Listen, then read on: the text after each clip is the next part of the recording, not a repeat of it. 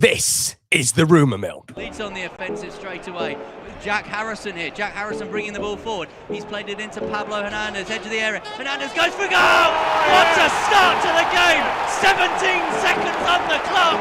It's got to be one of the quickest goals of the Sky Bet Championship season.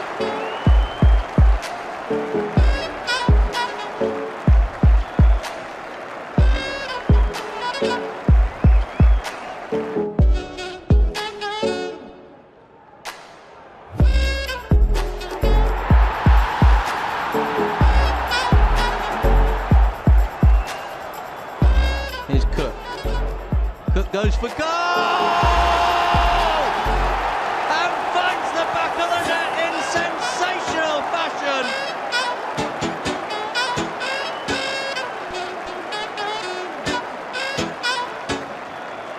Jones now for Leeds. And McNabb only half stopping him. Jones getting it across. And Clark going in! And Alan Clark has put Leeds ahead!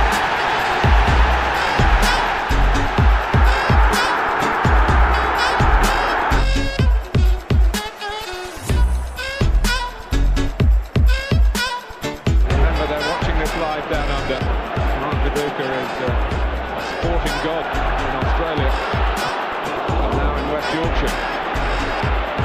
There he is again. It's Viduka. It's four.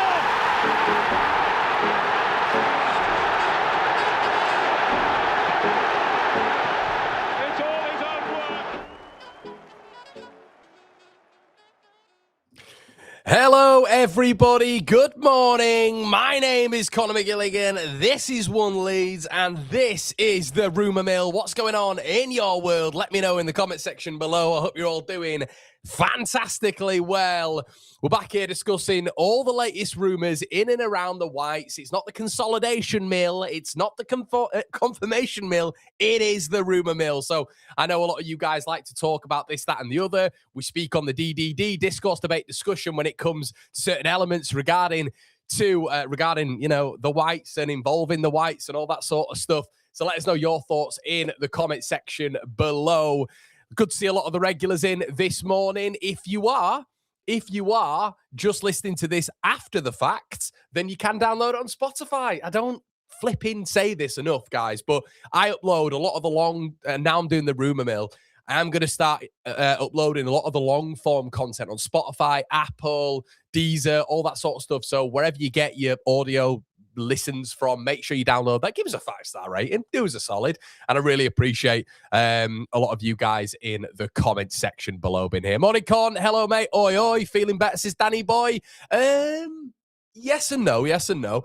Morning, Conor, lad. Hope you're feeling better. Cheers, pal. Thanks a lot. Morning, Conor. Has anyone ever told you look a bit like burnt Leno? I get a lot, mate. I get a lot. Now the hair's slicked back, I'll get naturally what happens is whenever my hair gets longer, people start calling me Jack Grealish. Happens every time. No idea why. I don't look anything like him. But when it's sort of short and sharp, I'll always get like, I don't know, whatever it may be. I've had burnt Leno a lot. Reeve from pitch side. Don't know why I get that, but there you go. Morning, Conor. Class to be able to catch another live. What's going on, bud? Good morning, everybody. How is it? Ross is in the building saying, Conor, he's like my missus when he's getting ready. I always say a time that's 15 minutes before, and he's always late. Apologies. Folksy said, I met Conor in Leeds, and he's a good lad. Thanks, Folksy. Good to see you in the building, pal. Opinions and Joel and Cash for Strand-Larsen. We'll get into that in a bit. Conor Gallagher, thanks so much for that. Hi from Gozo Island. Just slicked it back, says Finn. It's not just slick back, mate. It's not slick back. It's powdered. Do you know what I mean? Powdered, not slick back. I am not Cal the Dragon. Right, for all you youngsters in the building. Let's get on to the latest Leeds United rumours anyway, shall we, everybody? Romano Schmidt.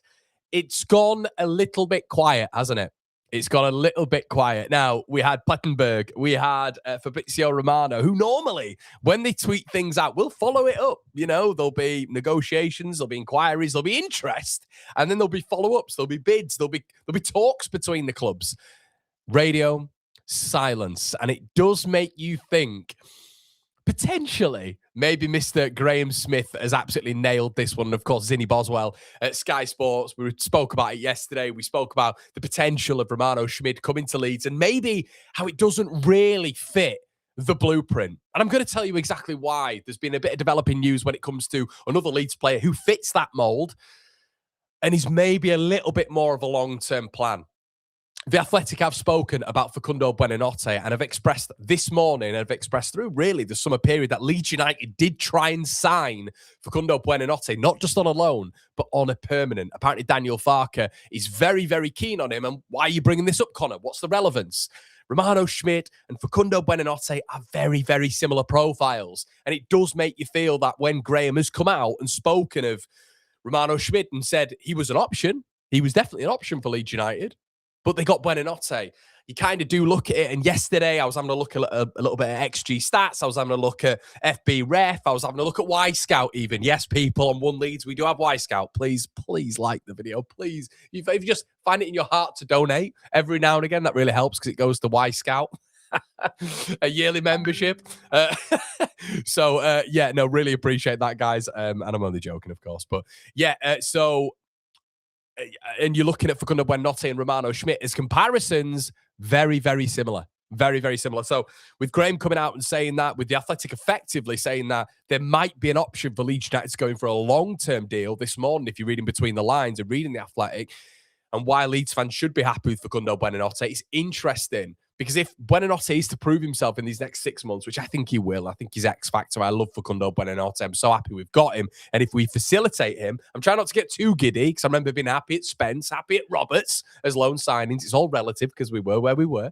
But at the same time, I try not to fall in love too much with a lone star, especially from Brighton.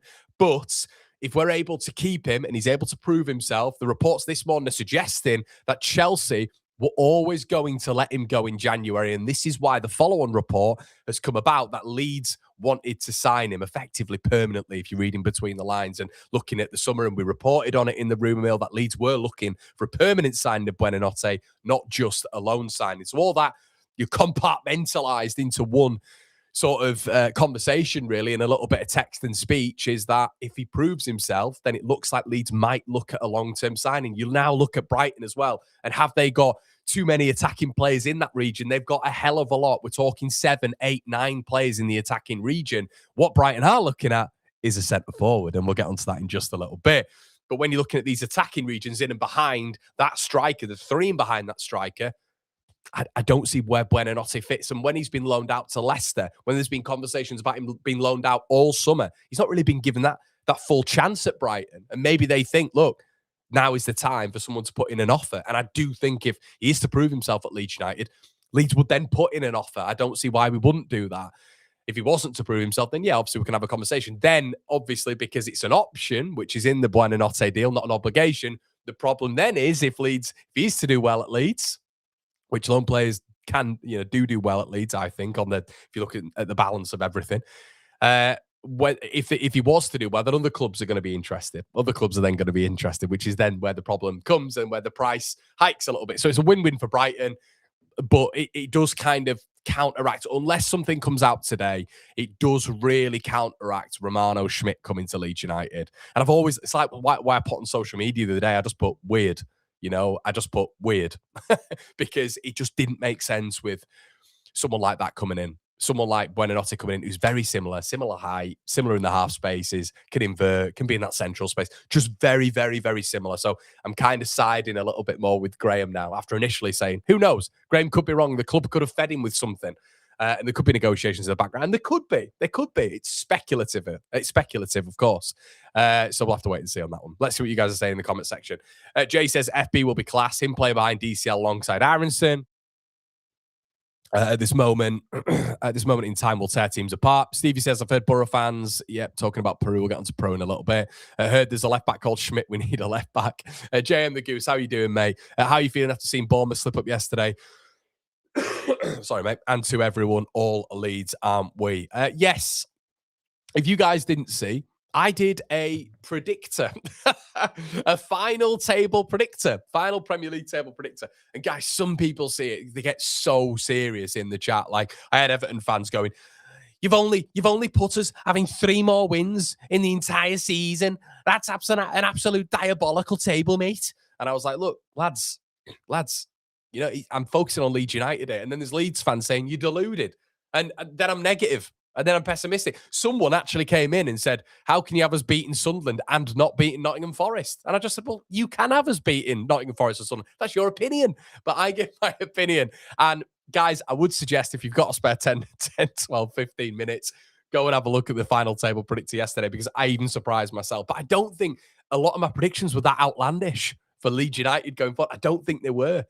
So that just shows. And it showed to me that maybe we're in an even better position than I thought, because I was going through the results and systematically I was going, oh, pick up 3 there, lose there, pick up 1 there, lose, pick up 3 points there, draw there, lose. And it builds up and builds up. And I had Leeds on a ridiculous points tally by the end of it, but I felt like it was quite realistic. I'll give you a little bit of a clue. I had Leeds winning 5 games, so you could knock 1 off there. And I think those 4, careful, I think those 4 are quite realistic, but I gave us a 5th. I had a drawing 6 and losing 5. Now, on the form that Leeds are on right now, that's the same points per average as effectively we've had in our last 10 games. 14, 15 points in our last 10. So if we carry that on, it's not that unrealistic. And we've got a lot of winnable home games. So we'll have to wait and see. Good morning, Jimmy. How's it going? Right, loving the Brazil top, says Danny Bozo. Good man. It's one of the best, isn't it? It is one of the best. Can't win them all. Conor, the predictions you made look quite realistic and we could definitely snatch a point or 2. Yeah, I've got us. I think how I've got us. Yeah, I mean, Jimmy, I did Sunderland prediction was a bit mad, I'll be honest with you. But I also think like Sunderland have players coming back now from AFCON. I think they're going to be like new signings and they're just difficult to beat and they could invest in January. Who knows? We are going to do a final league table predictions post-January as well. So make sure you tune in for that one. Strand-Larsen, whoa. Strand-Larsen, whoa. If you're Newcastle, you're not taking him from us. If you know, you know. Okay, let's get... Some of you are going to be so confused with that, but it's a meme. To all you old lot, a meme is something generated by the internet, which is quite funny. Sorry. My dad will be watching this. Right, okay. So getting on to Jørgen Strand-Larsen. Now, I've kind of said on the title that there's a bit of a positive update regarding him. And I think this is a positive update regarding him because right now, Leeds United, and someone said to me the other day, Conor, you can't talk formalities. And I said, I can talk formalities because we've made a formal inquiry. We've spoke to Wolves and Fabrizio Romano and all the other journos have said that Leeds United have effectively made an inquiry, which is an approach to Wolverhampton Wanderers for the services of Jørgen Strand-Larsen. Now, according to the Wolves side, apparently, today, anyway, the latest update is that he wants a move, which is obviously higher up the Premier League table with effectively more ambition, better ambition, seeking higher things.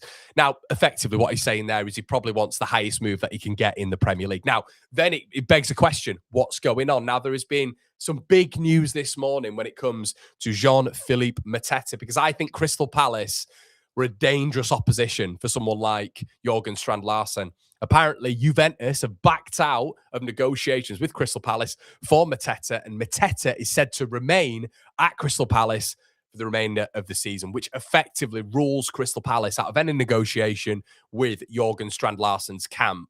Big update, really big update. Now, when you look at the Nottingham Forest side, they're the ones who I just find a little bit tricky in the background. Obviously, they've got the problems with Chris Wood on Weyi. There's no real availability there when it comes to him. Callum Moendo has left the club to go to Frankfurt. So it kind of leaves a bit of a void there, doesn't it? But with Igor Jesus, Sean Dyche plays a 4-2-3-1 or a 4-3-3.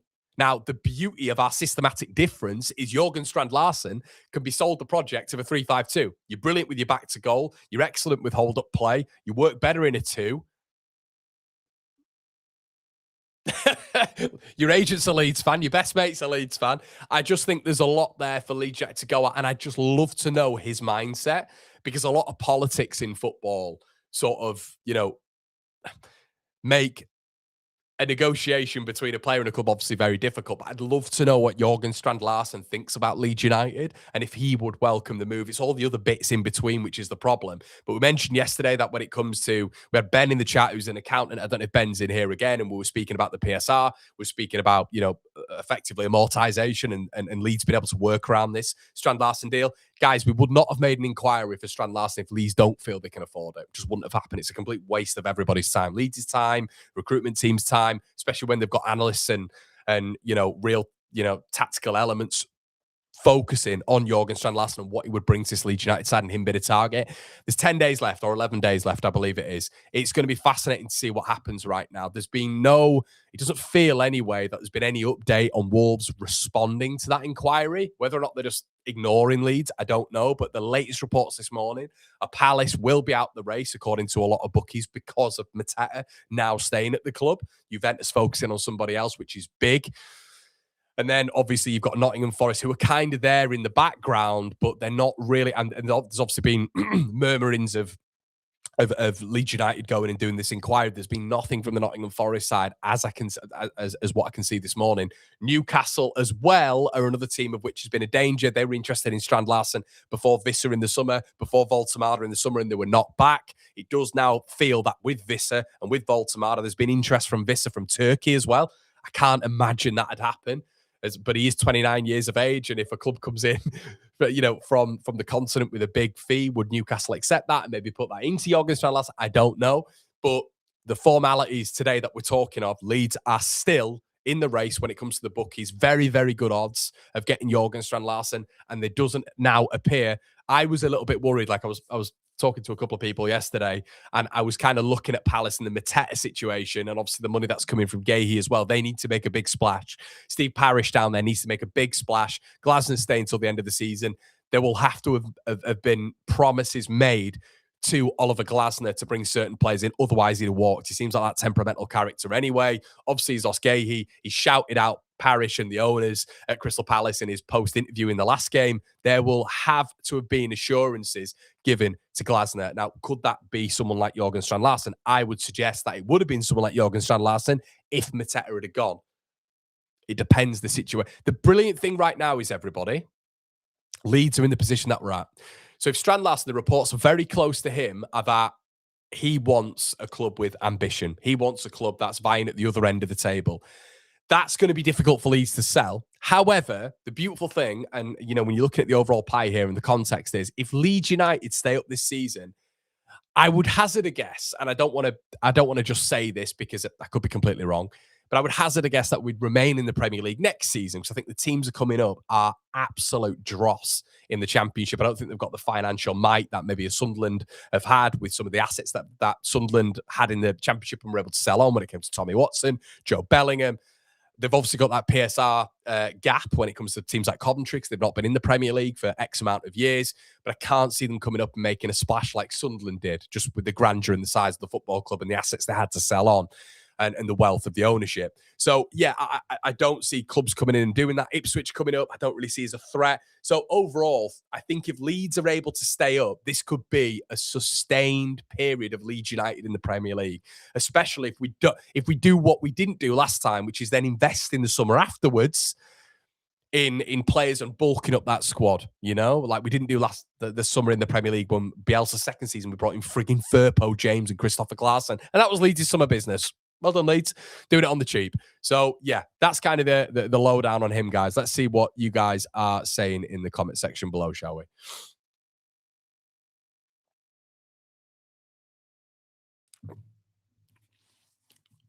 Let's see. Chilko says, "Good day, Conor. I don't feel overly stressed about this transfer period compared to our last stint in the EPL. Good to have some trust in the 49ers Farke system." Yeah, I agree with that, mate. And I mentioned this yesterday. You've got to give mass credit to Daniel Farke. Mass credit to Daniel Farke. But we were all calling this at the very start, weren't we? All of us. There's receipts, there's videos, there's evidence of all of you and me for 6 weeks saying that there needs to be a change in system. Leeds need to play to a certain style of play, which facilitates the technical limit of some of our footballers. This whole nonsense, I have to say, people coming out saying, you need to apologize. People need to apologize. It's absolute reactionary nonsense. Reactionary nonsense, because everybody at that time was very much saying a very similar thing, and that's kind of what I hate about football. It's like West Ham have won the other day, and you got some West Ham fans saying, "What were you saying about Nuno?" It's very rare, but some of the fans on Twitter, "What were you saying about Nuno?" The exact same thing as I was saying to Nuno, a couple of weeks ago, or when he was playing that Leeds United game. Should start a different midfield. Should start Callum Wilson as a focal point and Bowen and Somerville on the other side. Take Max Kilman out of the team. All these things that West Ham was saying. the manager then went and did. So and then people said around to these players said, well, what's, Nuno's this, Nuno that. It's like, no, this is what we were saying. Football fans aren't thick. And that's what we're saying about Daniel Farke. But you have got to say with Farke that he's done a tremendous job. And if my predictions are right and Leeds finish where they finish, there is a conversation that Daniel Farke wins Premier League Manager of the Season. Genuinely. And I would, if I had a casting vote, I would be voting for Daniel Farke as well. 100%. He has completely changed it around, and I didn't think that would happen based on the evidence of his career, where he's very stubborn, plays a certain method, has a set amount of systems, of which Enzo Maresca also confirmed in his pre-match press conference when Leeds played Chelsea. So, yeah, quite incredible what he's done, and full credit to him. Full credit to him. And if this is him evolving as a coach, brilliant. Absolutely brilliant. And well done to you, Daniel Farke. And if he carries on like this, there might be some more suitors for Daniel Farke in the future. Who knows?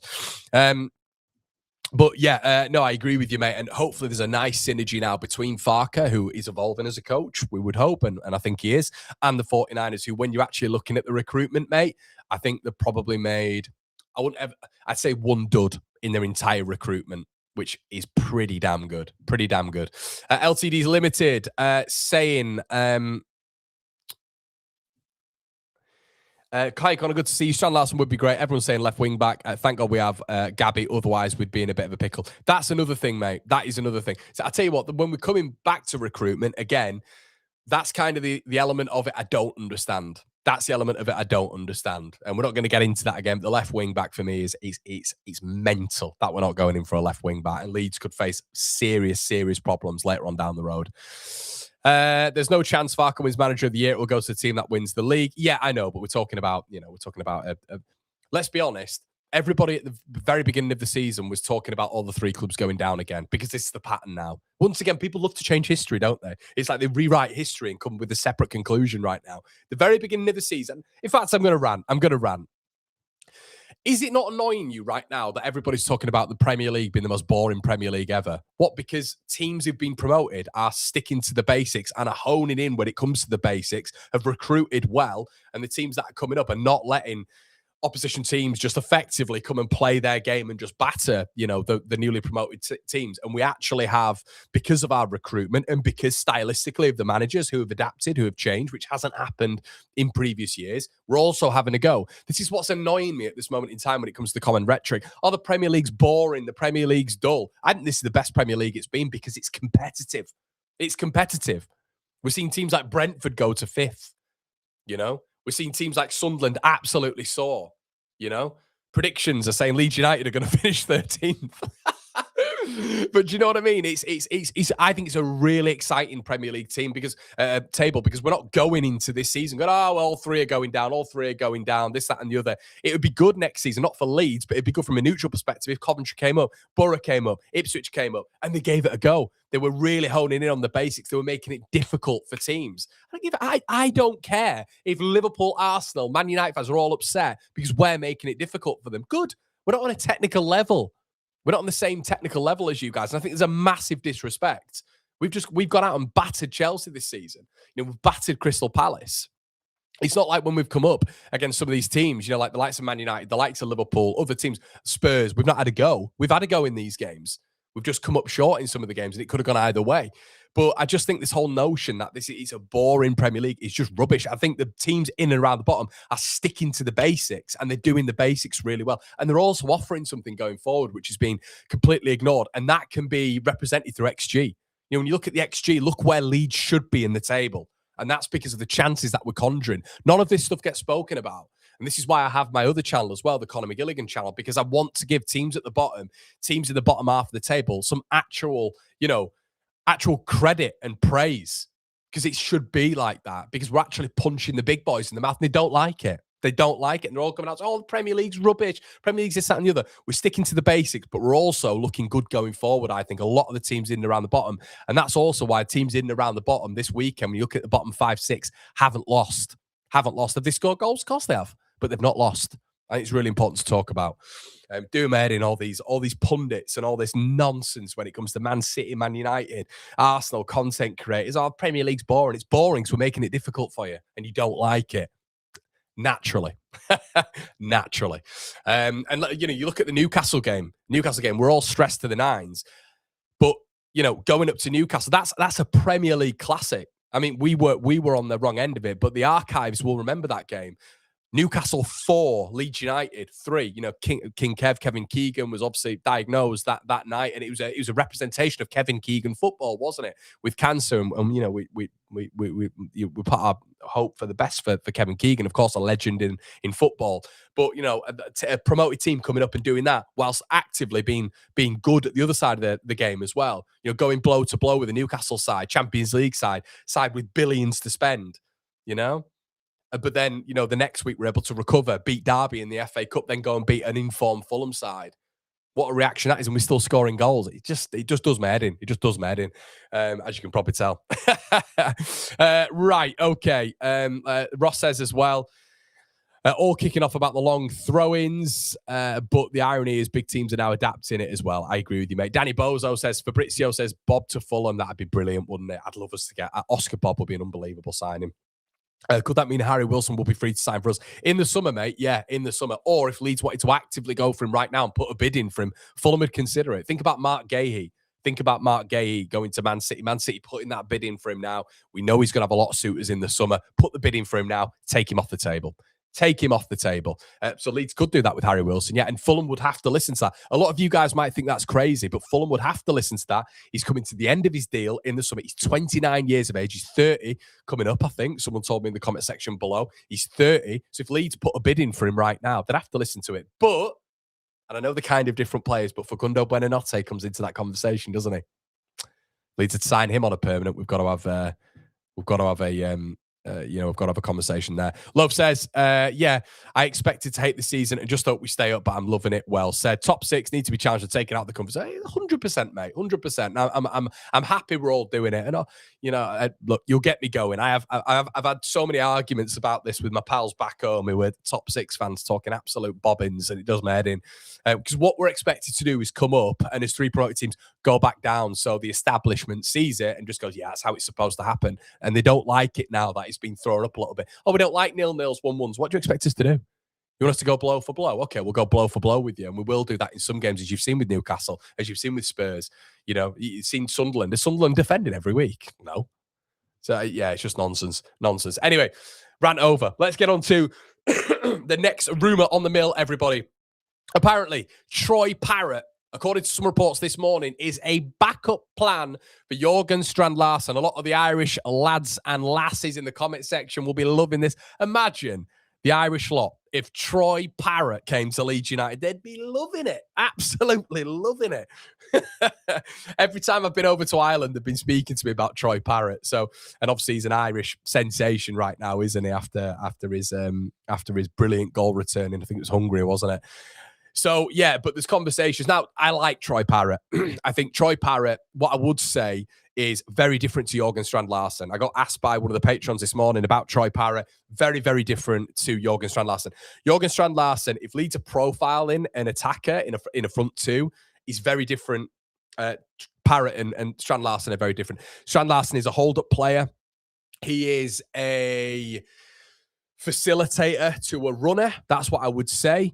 And I think a runner in a 2 up top is no Roquefort. A runner up top in a 2 is a Brendan Aronson. Okay. A facilitator is Metcher, Dominic Calvert-Lewin, Strand-Larsen. So I actually think someone like Strand-Larsen and Troy Parrott would probably work quite well together. I think his finishing rate this season has been so good when it comes to Troy Parrott. There's conversations about Parrott apparently wanting to come to the Premier League and obviously have a second go at it. I think his pressing intensity is very, very good, and Irish football fans will tell you that. Great vertical movement. And I think he would fit in this Leeds United system. He's only young. He's going to have sell-on value. I think he's going to play in the Premier League very soon, Troy Parrott. It stinks of like an Ipswich signing next season as their like main striker. But as I say, it gives you pace, gives you that work rate, gives you that transitional threat as well. I think he's quite quick, got good acceleration, I should say. Quite agile as a striker as well. I just think you look at him, and this is why I think this backup plan doesn't make that much sense. There's a facilitator and a runner in a 2. Okay, he's a runner. Strand-Larsen's a facilitator. But I do like him. I do like Troy Parrott. I do. Parrott is championship level, yeah, but you look at his goals over the past 12 to 18 months. There's no way. There's absolutely no way that he's not going to be attracting Premier League stuff. We need to sign Troy Parrott, then a young left wing back to understudy Gabby and invest in the future. There's loads of stuff going on about the previous conversation. Charles says, "What's great right now is watching." Let's have a look. What's great right now is watching Leeds. Doesn't give the same dread as I got watching Leeds in 22, 23. 100%, mate. 100%. That's the exact same thing with me. We don't go into games absolutely paranoid that we're going to get battered. And I think that was probably in our mindsets going into this Premier League season. It was mine, especially when we had 6 losses in 7. We weren't adapting whatsoever. That was my massive worry. I assume he's going to be a lot more than 10 million quid. I don't know. I'm not sure. Connor's new hair looks like Mike Ross in Suits. Who's Mike Ross? Let me have a check. Suits. Who's that? Okay, interesting. All right, fair enough. Zinchenko for cover? Absolutely not, mate. Absolutely not. Zinchenko's absolutely pants. Not for me anyway. Right. We need to get onto this. Okay. Conversation yesterday. And I find it interesting looking, and there's a lot of Celtic Leeds fans, isn't there? I know it sounds absolutely mental, but especially the Irish lot in the comment section below, they'll have it's probably like Graham Smith in it as well. He's probably like an adopted Leeds fan now, but he's a Rangers fan. There's a lot of Irish lot who have a Celtic and a Rangers, but also support Leeds as well. So you guys might be able to give us a little bit of intel in the comment section below as well. But I've been reading a lot of Celtic bits in the past 48 hours about Joel Piroe and about the potential for Martin O'Neill to maybe look at someone like this. Now, strapped for cash is a separate conversation, but the big conversation has been the San Francisco 49ers, right? The San Francisco 49ers wouldn't do business with Celtic because they own Rangers. I can't help thinking that is rubbish. I can't help thinking that. And I know it's been going round everywhere, and I get it. I understand it. Look, there's a huge Rangers incentive when it comes to Piroe. What I don't understand is I think the problem right now when it comes to Rangers and Joel Piroe is there's been contact between Celtic and Leeds, and the conversation is it's a loan with an option. Now, that doesn't make any sense from a Leeds United's perspective. What does make sense is Celtic coming to Leeds United with a £10, £15 million bid. As the San Francisco 49ers, staying in the division, investing in Jürgen Strand-Larsen, investing in maybe additional personnel, working their way around PSR, do we actually think that they're not going to entertain Celtic coming to Leeds? Because they've evidently had a conversation with Celtic about a loan, with Piroe and all this sort of stuff. Leeds have evidently knocked them back a little bit. Do we actually think that if Celtic came to Leeds out with a £10, £15 million offer, Leeds are going to turn around and go, no, we don't deal with Celtic? It's absolute nonsense for me. Anyway, I don't think that would happen. I think Celtic, if they came in with a proper offer, an actual fee for Joel Piroe, especially, it feels like in the background right now, Leeds would definitely entertain Joel Piroe being sold. Piroe, then, he's not going back down to the Championship, which you might get with the Borough, with the Ipswich, with the Middlesbrough. Celtic may be able to sell it to him that he's playing in European competitions in the future and all this sort of stuff, which I think would work for Joel Piroe. I think that works for a lot of strikers. The Celtic and Rangers thing about, you will be playing in front of this amount at Celtic Park or Ibrox, and then, you'll be playing in European fixture. I think that would be a really good sell. I think it is a good selling point for people like Joel Piroe. There's examples of, obviously, Dutchmen playing in the SPL as well, which might be on the selling sheet as well. But I just think that's probably the most likely move right now. But I just think, and I was mentioning it yesterday, and I was kind of a bit umming and ahhing, but I've gone away. I've thought about it. I think Leeds United will probably laugh out the room alone with an option, because it doesn't make any sense. It doesn't make any sense for Leeds United right now to do that. Obviously, there's some PSR contribution, which alone, and Celtic contributing to his wages, that would help. But at 26 right now, the prime in his career, when the stock is at its highest, if Leeds can get a fee for someone like Joel Piroe, you absolutely know Strand-Larsen that deal will be, way more aggressive from Leeds United in terms of pursuit. So I don't think I've seen a lot of people saying it online. They won't talk to Celtic because of Rangers. Not for me. I don't think that would happen. I think Leeds would entertain that. And it was interesting. I was reading some Celtic rag a little bit earlier on, and they were saying that a very similar thing. They were saying, well, Leeds are going to knock this back because it doesn't make sense for a loan with an option. It's kind of the weak option for Leeds. It's not even an obligation. It's a weak option for Leeds. They want a fee right now, so Celtic got to muster that up. So if they really want Joel Piroe, and imagine him, by the way, in Scotland, with the greatest of respect, imagine Piroe in Scotland, you're going to have to muster up a fee. And could the fee come, because we know Celtic are a little bit desperate at this moment in time for an attacker, could that desperation come to fever point, or fever pitch, I should say, where they actually put in a bid? We'll have to wait and see.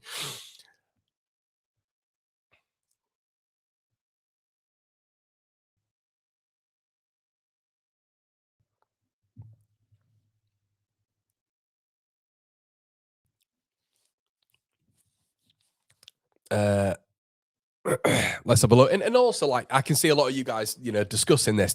Do we think, like, Brighton would never do business with Celtic or Rangers again? Do you think we'll never see an O'Reilly again? There's been business between Celtic and Brighton and Rangers and Brighton. Do we think now that Tony Bloom's up there owning Hearts, there's not going to be a conversation? Because Hearts are now in the picture when it comes to the SPL title, and obviously they are going to be when Tony Bloom is your owner and that Moneyball approach comes to the fore, there is 100% going to be Hearts are going to be up there now. I think Tony Bloom's ownership is obviously, we've seen it with Brighton, is extremely good. Do we now think that there is never going to be business? And I know there's a conversation with Celtic and Rangers, but if we're actually just talking domestic competitiveness, and that being the context, if Hearts are up there, then surely Brighton don't ever do business with Celtic and Rangers again. Do we actually think that's going to... I just think it's unrealistic. I think if a fee comes and that's the only fee that you get, as Martin's just said in the comment section below, business is business. That's how I see it anyway.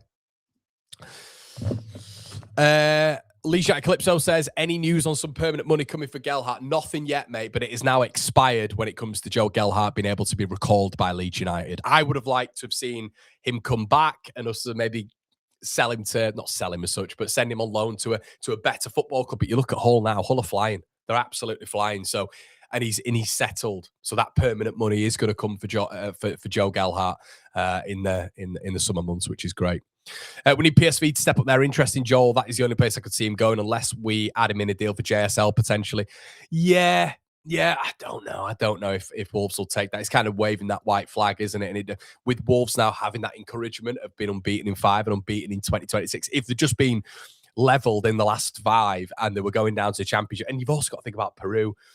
Is he going to be forced out to because a player does have a say, doesn't it? So yeah, player does have a say. Leeds Lee says, I get it. It's literally a 2-club league. It's absolutely you-know-what. I'm not surprised Piroe doesn't want to sell to them. If Coventry sign Piroe, then you might as well book the Champions League bus parade now for Coventry. Guarantees them the league and promotion. Folks, he says, you can tell players don't like coming to Ellen Road under the lights. You cannot compare the Dutch league with the Premier League. He's not consistent. Parrott is a good player, but not really good enough for Leeds and not a good player. Yeah, he'd never be a replacement for DCL, mate. Completely different players. But yeah, and also, it would not surprise me. It would not surprise me if Troy Parrott gets a move to the Premier League, especially with the newly promoted clubs. Spowaticus says, Conor, if we sold Piroe to Celtic, do you think Maeda would be part of the deal coming the other way? No. And you got to think systematically again, mate. Systematically again. That's how you got to think about it systematically. Where would Maeda fit into a 3-5-2? Michael Brown says, but Conor, Tony Bloom was the Brighton chairman who wouldn't sell Ben White to Leeds United, despite Leeds putting in an offer of 30 million. That's because he knew we could get more for him, mate. That's because he knew how good Ben White was. If you remember, Ben White played for Brighton the next season, effectively, then moved on, didn't he, to Arsenal, but he knew he could get more money. That was the whole rhetoric at the time. Brighton feel that they could get 50 million for Ben White, and that's what they ended up getting. According to reports in Prague, Grev to Sparta Prague. Is that true? Let's have a quick look. Little exclusive there. Let's have a quick look. Sparta Prague. Oh, I've got another gripe as well. I've got another gripe that I've got to get off my chest as well, which is. Let's have a look. Grev. I'm not seeing anything. No. Maybe you guys know a little bit more than I do when it comes to this Gruev thing. Maybe is it the nonsense rags that we see online? Who knows? Let us know in according to reports in Prague, Gruev to Sparta Prague. Don't know. I can't find anything just there. Okay, and we've spoken about Schmidt, haven't we? Yeah. So I wanted to get onto a little bit of conversation as well about this man. So it looks like, according to reports this morning, Leeds United are not going to be doing anything goalkeeper-wise. How do you feel? How do you feel about that? DDD, we're opening it up. How do you feel about that? It doesn't feel like we're going to be doing anything in the goalkeeper department. Apparently, reports suggesting this morning that that ain't going to be happening. So, how do I feel about it? How do I feel about me? I think the keeper needs added protection now. I think he needs added protection when it comes to another centre-back. I think a centre-back coming in makes sense for Leeds. You can't have James Justin at right centre-back for the next 5 weeks. It can't happen. Hopefully it proves me wrong, but I just don't. I love the fact that he's a Premier League player, isn't he? James Justin has been for the past X amount of years, so he's not going to surprise him, but I just don't want to see him as a right centre-back. I do love that little relationship he's got, though, with Jayden Bogle, and it wouldn't upset me to see them together for the next 2 weeks, but I don't know, if it goes to, if you're kind of looking at a situation where Joe Rodon is that centre piece of a back three, I don't like it, guys. I don't like it. The funniest thing is, though, I actually think James Justin, in terms of recovery rate on that right centre-back side and his passing distribution that you witnessed against, this is the DDD, isn't it? His passing that you've seen, which I think has been really good in terms of accuracy, and he's always looking forward for Leeds United. Well, he's not, I think when he was playing right back or right wing back, there was a natural focus when he was pressed to go backwards a little bit. But I liked in that right centre back role, there was an encouragement for him to get forward and pass the ball forward. I like that. Thought he's very good on that front foot.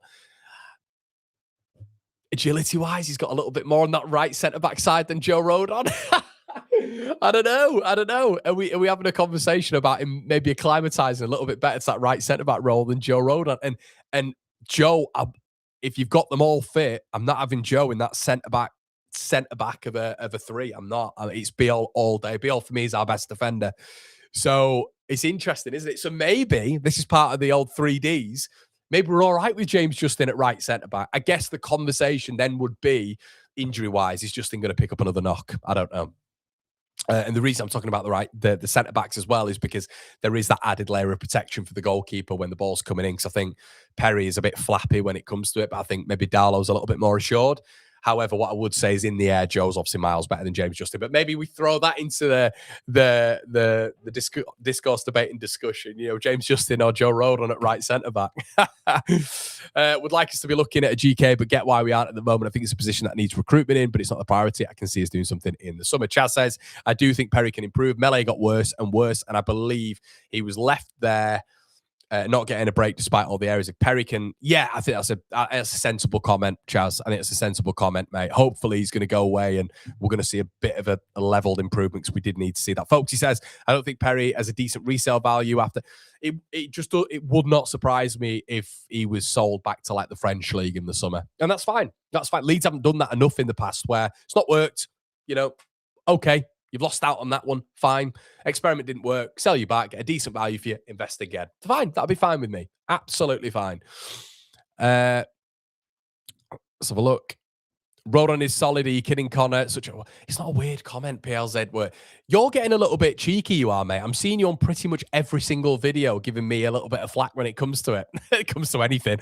I'm not saying he's not solid. Once again, let's not take what I'm saying out of context. I've not said he's not solid, have I? I'm talking about a right centre-back region. I think because of his attributes, James Justin, I think he's a little bit quicker. I know Rodon's very quick. I think he's a little bit more agile. I think he's still powerful. James Justin in that right centre-back role, I think there's a reason he would be selected in that position as well. I think he reads the game exceptionally well. I think he's a good distributor. All the things you want from a right centre-back, James Justin has. So I'm saying, as a sort of replacement for Joe Rodon at right centre-back, I don't think we'll see that much difference in terms of Leeds building up and Leeds defending. I don't think we will. I think the only difference between them both is height, obviously. and Rodon stands at what, 6'2", and I think James Justin's in around 5'10". So that's probably the difference when we're defending set pieces and attacking set pieces. I like Joe Rodon. I do love Joe Rodon, but I think in terms of the technical ability between Joe Rodon and James Justin at a right centre back, in a right centre back conversation, there's not that much between them. There's really not that much between them. Trafford on loan. Yeah. Okay, yeah. As I say, I'm not saying Joe Rodon comes out of the defence, by the way. I'm saying, is there a conversation to go and get a new centre-back when James Justin's in there? I guess I'm kind of going back on myself here because I'm actually thinking about it. I'm thinking Leeds' strongest defence is Rodon, Piroe, Struijk at the back three. But I think James Justin as a replacement for Joe Rodon, when a lot of the onus is on the centrepiece in that back three, in defending the striker, like we saw with Jimenez, like we've seen with Mateta, like we've seen with Haaland, like we've seen with Isidore. The focus is on the middle centre-backs to deal with that striker, and then the other centre-backs are effectively utilised to build up. And obviously battle if there's a front two, but there's not a lot of front twos in the Premier League. So they're used to pick up the ball and distribute a little bit more and facilitate the wing-backs that Leeds United have in a 3-5-2 system. So I don't think, build-up wise and defensively, James Justin is that bad in a back three.